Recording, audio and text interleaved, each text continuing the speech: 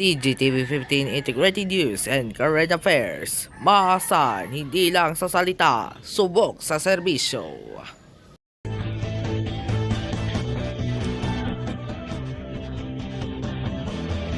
Narito na ang mga headlines ngayong araw ng Lunes. Tricycle, binangga ng kasalubong na truck sa Aklan, 3 patay. Driver ng truck nakaitlip umano. 3 lalaki na marel sa San Jose del Monte, Bulacan, 2 sugatan.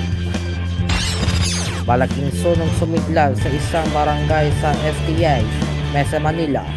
2 bata na naiulat na nawawala, natagpuang patay.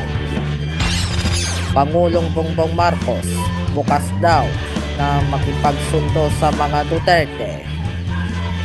Ayoko nang puno. Gusto ko makasundi sa lahat ng tao. 7 inmate tumatakas mula sa Tipitina sa New Orleans.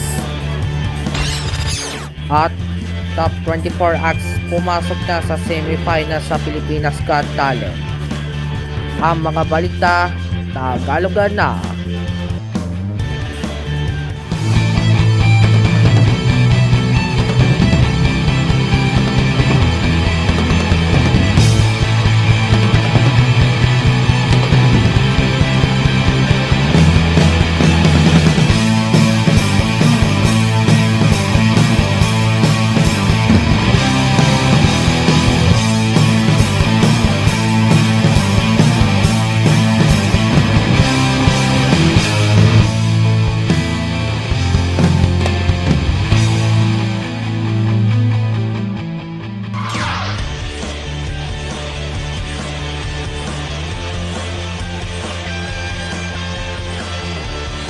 Natagpo ang patay ang 2 batang naiulat na nawawala sa sunog na sumiklab sa STA, Mesa Manila.